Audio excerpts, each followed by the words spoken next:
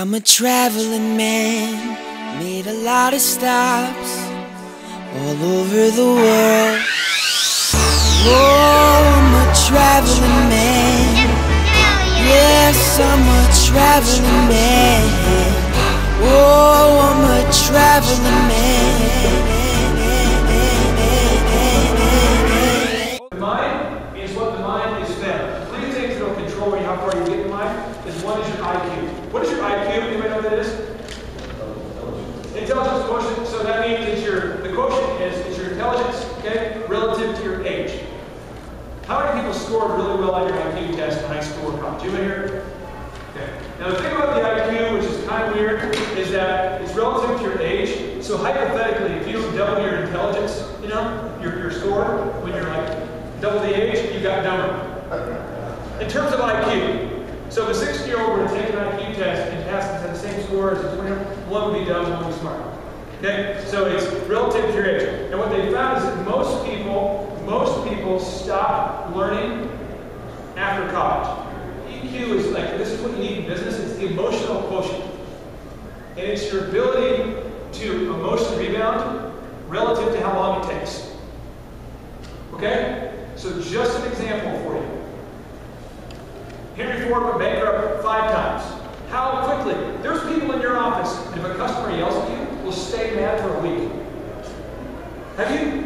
Come on, you're not talking. There's one guy who somebody yelled at, and they put the phone down, and then you know they're gone. They're done for the rest of the day.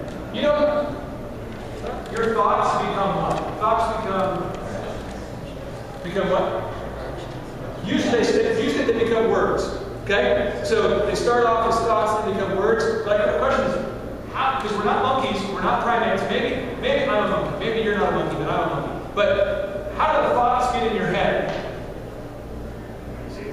What? What's your reference? So, true story for you. My best friend, I've got a guy named John Keneally, he trains pro athletes. I have Arthur Green, he owns Chick-fil-A, Danny Cahill, he's the Biggest Loser guy. And I intentionally hang around these people. And at about age 20, I quit hanging around with morons. I just stopped talking to everyone who was negative.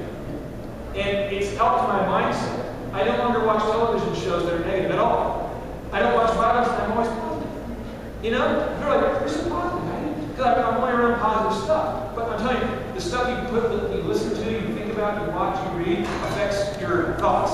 And your thoughts affect your words, and your words affect your actions. Now, if you do an action more than once, so if you lie one time, maybe you just, told a white lie, but if you lie twice, that becomes a habit. And if you become a habit, that becomes a, what do you start to get? I mean, you start to get a reputation. So what if you could create a whole series of good habits today? You know what I mean? What if you start to be known as a person that over-delivers and does more than is expected? Or what if the person is always positive? What if the person only has a kind word to say about everything? I mean, doesn't that fly in the face or anything else? But how long does it take to create a habit? I'm just going to tell you this is some deep stuff, but I would encourage you guys to think about what you're putting in your head, because it will affect everything you do. And who here has like 5 or more employees that maybe work for you or work on your team? Do you hear people on your team work for you? Is it easy to get a jaded view of humanity after you wouldn't manage people for a while and seeing some of the stuff they pull? Right? So I encourage you to get ahead, you have to have an attitude that is so rare. Right? It's rare. You guys are rare. You guys are selling products successfully in a recession. Right? You are selling in a recession. Job well done. And I'm asking you, though, to get to the next level, to get to the level that the founders were at, what were they doing? I mean, these guys were like on a whole other level of positivity. It doesn't make sense. I mean, if your business plan, hey, the 2 of us are going to start making some crap out of the shed. Okay?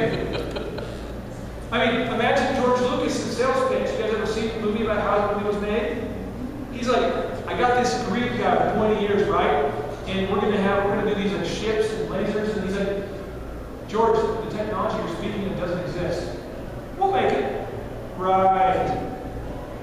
Right? He got rejected by studio after studio after studio before he got. Sylvester Stallone had over 100 rejections that he's kept to this day. The Rocky script before he got a yes.